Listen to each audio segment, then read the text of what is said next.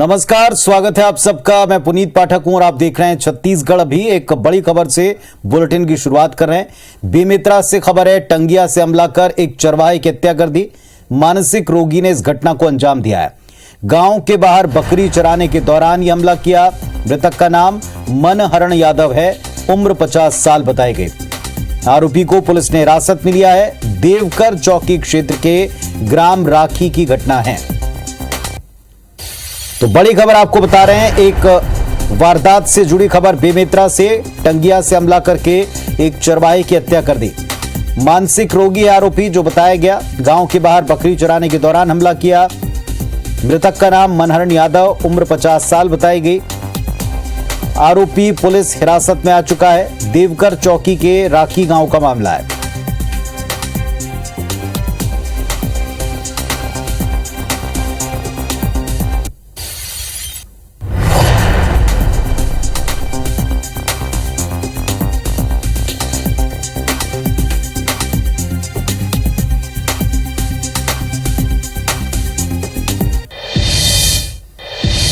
और इस वक्त आपको बता दें, एक बड़ी खबर बलौदाबाजार से। IBC 24 की खबर का असर हुआ।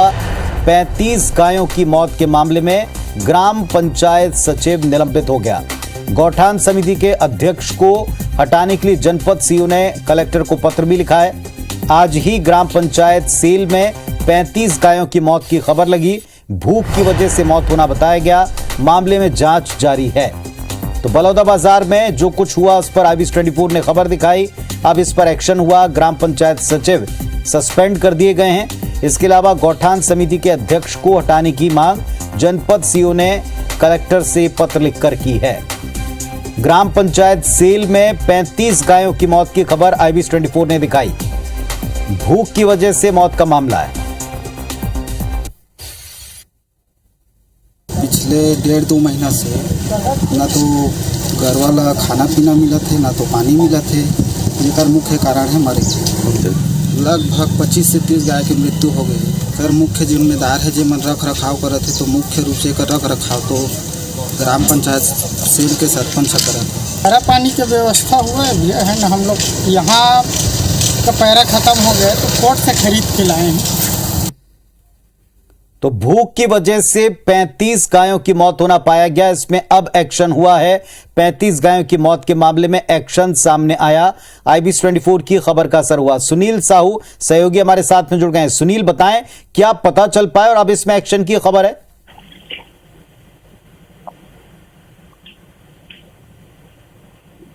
सुनील, सुन पा रहे हैं आप मुझे? जी बताएं क्या कार्रवाई हुई है, मामला क्या है?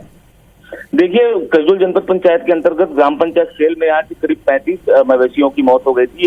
ये मौत गौठान के अंदर हुई थी। पूरी वजह ये बताई जा रही थी कि गौठान में किसी प्रकार की कोई भी खाने पीने की व्यवस्था नहीं थी और न ही शेड था जिसमें जो पशु है अपने आप को छांव या बारिश से बचा सके, जिसकी वजह से उनकी आज 35 मवेशियों की मौत हो गई है। जिसके बाद कलेक्टर और जनपद पंचायत सीओ के निर्देश पर जो ग्राम पंचायत सचिव है उसको निलंबित कर दिया गया है। साथ ही साथ जो गौठान समिति के अध्यक्ष हैं उनको भी निलंबन करने के लिए कलेक्टर को जनपद सीओ ने पत्र लिखा है। हालांकि इस मामले पर अभी जांच और जारी है, लेकिन गौठान को लेकर एक बड़ा जो मामला है ये सामने सेल से आ रहा है। क्या इसमें कार्रवाइयां आगे बढ़ सकती हैं? ग्राम पंचायत स्तर के ऊपर भले ही इसकी शिकायत की गई हो, क्या पहले ऊपर कलेक्टर तक कभी इस जगह की कोई शिकायत आई है? देखिए, इस मामले को लेकर जब वहां हमने छानबीन की तो पता चला कि इससे पहले भी कई दर्जन मवेशियों की मौत हो चुकी है और जो मौत जब होती थी तो उन मवेशियों को खाली जगहों पर फेंक दिया जाता था। इस बार जो है मवेशियों की संख्या और तादाद भी काफी ज्यादा थी, जिसकी वजह से लगातार आसपास के क्षेत्र में बदबू बहुत ज्यादा पसर चुका था। लेकिन ताजुब की बात यह है कि इस मामले की जानकारी न ही सरपंच के द्वारा आला अफसरों को दी गई, न ही ग्राम पंचायत सचिव के द्वारा। आम जनता की शिकायत पर यह पूरा मामला सामने आया, जिसके बाद मीडिया के दखल के बाद पूरी तरीके से वहां पर जो है प्रशासन की टीम और जनपद सीओ वहां पर पहुंचकर लगातार कार्रवाई कर रहे हैं। इस मामले में आगे और भी जांच हो सकती है। बहरहाल अभी 2 लोगों को निलंबन का आदेश इसमें दिया गया है। ग्राम पंचायत सचिव और दूसरा गौठान के अध्यक्ष जो है उनको निलंबित करने का आदेश यहाँ पर दिया गया। शुक्रिया आपका इस पूरे अपडेट जानकारी के लिए। तो कार्रवाई हुई है। IBC 24 ने खबर दिखाई थी। 35 गौवंश की मृत्यु के बाद यह मामला ग्रामीणों के द्वारा उठाया गया था, शिकायत की गई थी। अब कलेक्टर से कार्रवाई के लिए कहा गया है। एक कार्रवाई इसमें हुई है। इधर छत्तीसगढ़ के मुख्यमंत्री भूपेश बघेल एक बार फिर कवर्धा जिले में ग्रामीणों से भेंट मुलाकात करने पहुंचे। जिले की झलमला गांव में सीएम भूपेश बघेल ने चौपाल लगाई, बातचीत की, सरकारी योजनाओं का फीडबैक लिया। बोड़ला ब्लॉक के रेंगाखार, चिल्फी और पौंडी में आत्मानंद अंग्रेजी माध्यम स्कूल खोलने की घोषणा की। ग्रामीणों की मांग पर पुल पुलिया और सड़क निर्माण का ऐलान किया। इस दौरान जिले के प्रभारी मंत्री टीएस सिंहदेव और वन मंत्री मोहम्मद अकबर मौजूद रहे। झलमला के कार्यक्रम के बाद मुख्यमंत्री लोहारा नगर पंचायत के लिए रवाना हुए। कुछ घोषणाएं भी हैं जो यहाँ पब्लिक डिमांड की, चिल्फी और पौड़ी, रेंगाखार की जो स्वामी आत्मानंद अंग्रेजी स्कूल है, दो जगह कुछ स्तरीय पुल निर्माण के लिए कुछ सड़कों की डिमांड थी। कुछ स्थानीय यहाँ के झलमला में हाई स्कूल के और जो आश्रम है उसके बाउंड्री वाल है, सब के बारे में चर्चा हुई। और इस वक्त का एक अपडेट आपको दे दें, कवर्धा में मुख्यमंत्री भूपेश बघेल नगर पंचायत लोहारा पहुंच गए। भेंट मुलाकात के दौरान आम जन से बातचीत की। पवन साहू के घर पहुंचे मुख्यमंत्री। छत्तीसगढ़ी पारंपरिक भोजन का लुत्फ उठाया। मुख्यमंत्री को कांसे की थाली में भोजन परोसा गया। भोजन में दाल, चावल, लाल भाजी, गुमी भाजी, भजिया, कड़ी शामिल थे। सीएम को उड़द का बड़ा, चीला, फरा, बड़ी, बिजौरी, ये तमाम व्यंजन छत्तीसगढ़ी, ठेठ छत्तीसगढ़ी व्यंजन परोसे गए। साहू परिवार को सीएम ने शॉल और एक साड़ी भेंट की है। मुख्यमंत्री ने कहा इस क्षेत्र से पुराना नाता है उनका। तो तस्वीरें भी आपको हम दिखा रहे हैं। मुख्यमंत्री भूपेश बघेल कवर्धा जिले के दौरे पर हैं, भेंट मुलाकात कार्यक्रम कर रहे हैं और इसी दौरान नगर पंचायत लोहारा पहुंचे, आमजन से बातचीत की। पवन साहू के घर जाकर ठेठ छत्तीसगढ़िया अंदाज का जो भोजन उनके लिए बनाया गया था उन्हें परोसा गया। कानून व्यवस्था के मुद्दे पर एक बार फिर से भारतीय जनता पार्टी छत्तीसगढ़ की कांग्रेस सरकार पर सीधे हमला बोल रही है। पूर्व मंत्री महेश गागड़ा ने कहा कि कलेक्टर एसपी कॉन्फ्रेंस में जिस अंदाज में सीएम ने कानून व्यवस्था को लेकर फटकार लगाई, उसी से साफ होता है कि प्रदेश में कानून व्यवस्था बेहद लचर है। कहा कि आज रायपुर ही नहीं बल्कि पूरे प्रदेश में अपराध का ग्राफ बढ़ रहा है। पुलिस अपराध पर लगाम लगाने में नाकाम साबित हो रही है। माता बेटियां सुरक्षित नहीं रहीं, बात बात पर चाकूबाजी की घटनाएं होती हैं।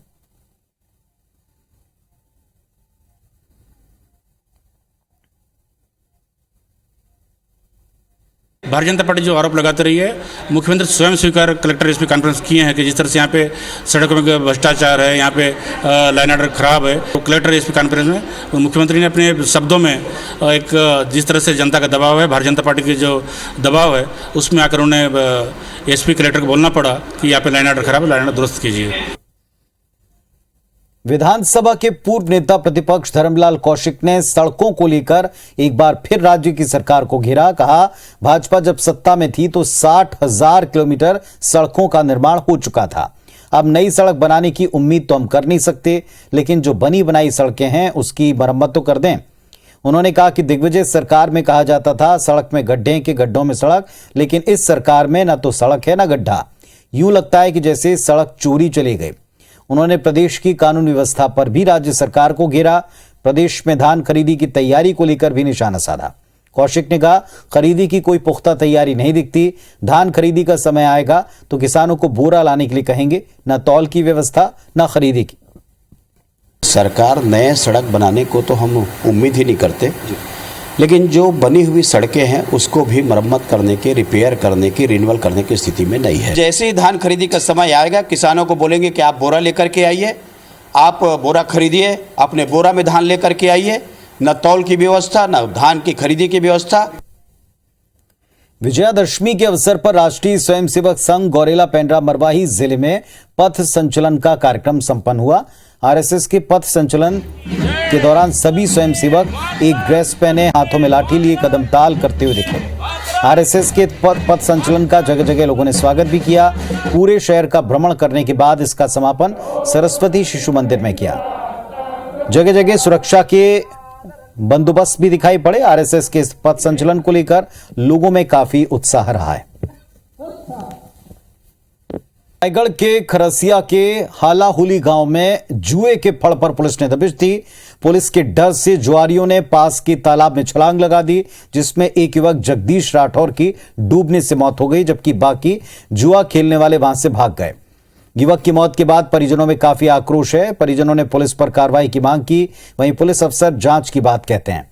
जुआ खेलने की सूचना पर पुलिस ने गांव में दबिश दी थी, जिस दौरान यह हादसा पेश आया।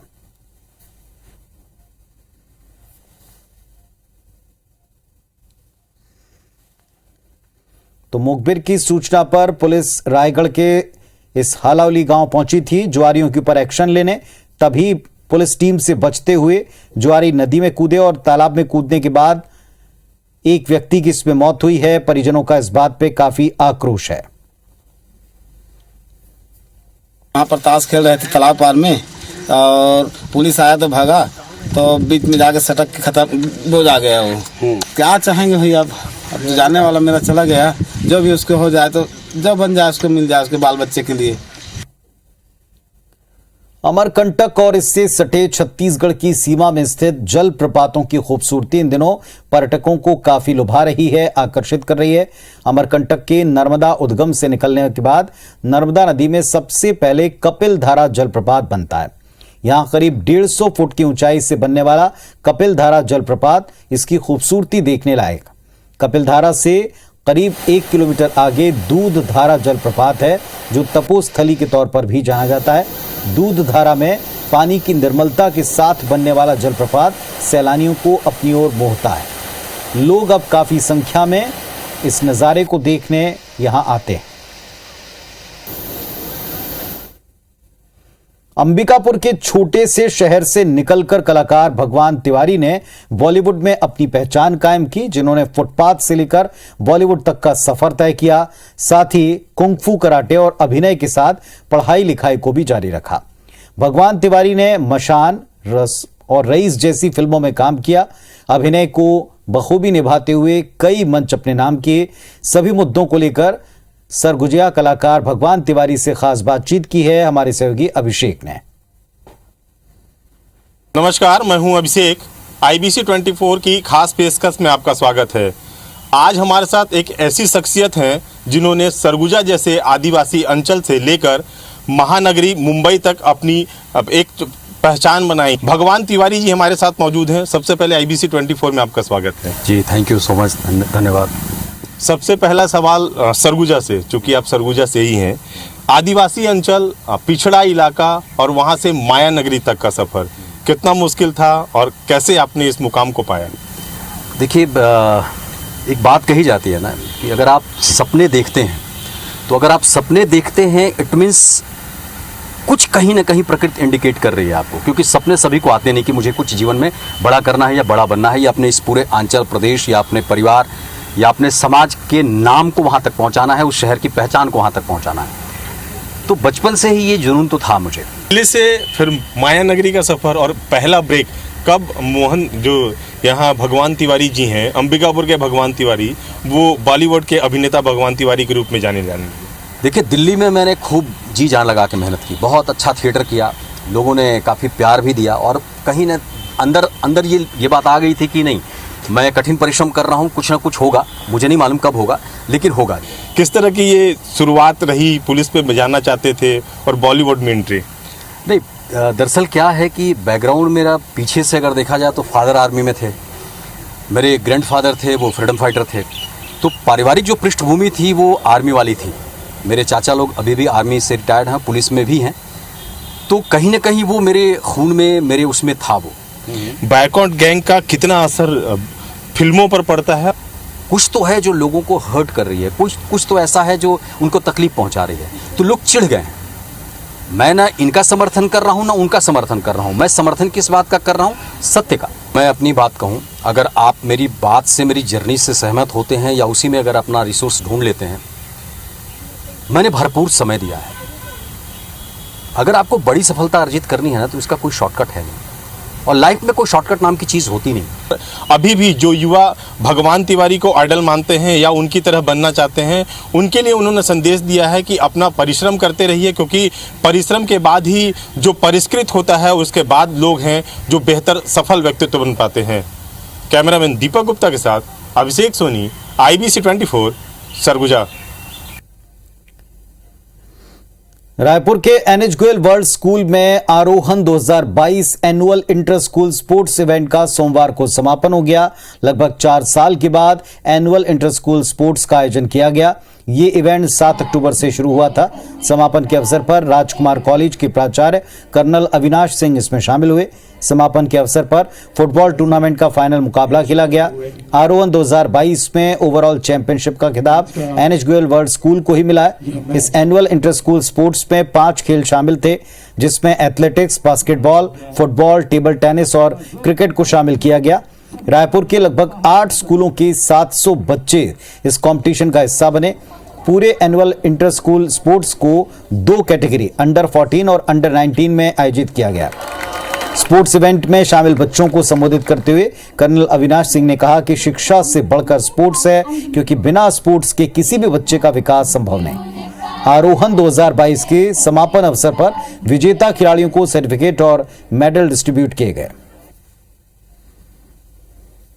स्पोर्ट्स और एजुकेशन, अगर आप 2 अलग अलग नाम ले रहे हैं तो मैं इसी से सहमत नहीं रहूँगा, क्योंकि स्पोर्ट्स एजुकेशन का ही पार्ट है और जहाँ पर स्पोर्ट्स नहीं है वहाँ एजुकेशन नहीं है। तो स्पोर्ट्स को भी उतनी सीरियसली लेना चाहिए जितना कि एजुकेशन को ले। पढ़ाई लिखाई है, मैं तो कहूँगा उससे भी थोड़ा ज़्यादा ही स्पोर्ट्स है। देशकाल में इन दिनों धर्मांतरित शवों को दफन करने पर लगातार बवाल की स्थिति बन रही। बीते रविवार खाले बेदी की रहने वाली 70 वर्षीय महिला की रविवार को मृत्यु हो गई। परिजनों ने शव को अपने घर के पास दफन कर दिया। जब इस बात की सूचना ग्रामीणों को मिली तो उन्होंने जमकर विरोध किया। गांव वालों ने महिला की मृत्यु पर संदेह जताया, थाने में इसकी शिकायत कर दी। इसके बाद आज सुबह SDM, SDOP, तहसीलदार की मौजूदगी में शव को उत्खनन करवाया गया। शव को पोस्टमार्टम के लिए भेजा है। पोस्टमार्टम के बाद शव को केशकाल के ईसाई शमशान घाट पर दफनाया गया। ग्रामवासियों ने संदेहास्पद मृत्यु होने के संबंध में लेकर थाना में आवेदन दिया कि इसकी जांच कराई जाए। ऐसे करके थाने में अपराध दर्ज करके अनुभागीय दंडाधिकारी को पत्र प्रेषित किया। उसके आधार पर हमारे द्वारा शव को उत्खनन किया गया। शव के उत्खनन के आधार पर आज PM करवाया गया और PM के बाद फिर लाश को दफन किया गया। धनोरा से एक पोस्टमार्टम के लिए शव परीक्षण प्रतिवेदन आया था और उस प्रतिवेदन के साथ में एक शव भेजा गया था महिला का, जिसका यहाँ पर हमारी मेडिकल टीम के द्वारा शव परीक्षण किया गया। पोस्टमार्टम हुआ है उनका और उनकी दूसरा जांच के लिए बाहर भेजा गया। शरद पूर्णिमा के अवसर पर राजनांदगांव शहर के मां पाताल भैरवी मंदिर में बर्फानी सेवाश्रम समिति ने हर साल की तरह इस साल भी रोगों को दूर करने वाली जड़ी बूटी युक्त खीर का वितरण किया। 27 वर्षों से यहां श्वास, दमा जैसी बीमारी को दूर करने जड़ी बूटी से निर्मित खीर बांटी जाती है, जिसे ग्रहण करने देश भर के कई राज्यों से लोग आते हैं। शरद पूर्णिमा की रात यहां हजारों श्रद्धालुओं का हुजूम रात भर मां पाताल भैरवी के दरबार में जुटा रहता है। रात लगभग 2 बजे से खीर वितरण के लिए लाइन लगनी शुरू हो जाती है। हर साल 40 से 50 हजार लोगों में इस खीर का वितरण होता है। गांव से आया, दुर्ग से 7 किलोमीटर आगे से। इसके पहले भी आए? हाँ, 1 साल पहले, ये दूसरा साल। दवाई काम किया। यहाँ आदरणीय पूज्य ब्रह्मर्षि बर्फानी दादाजी के आशीर्वाद से यहाँ पर सांस दमा के जो रोगी हैं उनके लिए दवाइयों का वितरण किया जाता है। ये लगभग 1995 के आसपास से शुरू हुआ है और धीरे धीरे यहाँ हजारों लोगों का आना जाना शुरू हुआ है। जो रोगी हैं, जो रोग है, उसको हटाने के लिए यहाँ की दवाइयाँ प्रसाद के रूप में लेकर और उसको लेते हैं, जिससे उन निरोग होते हैं। बहुत सारे लोग, हजारों लोग स्वस्थ होते हैं। तो इस बुलेटिन में फिलहाल इतना ही। खबरों अपडेट्स के लिए आप देखते रहें IBC 24। नमस्कार।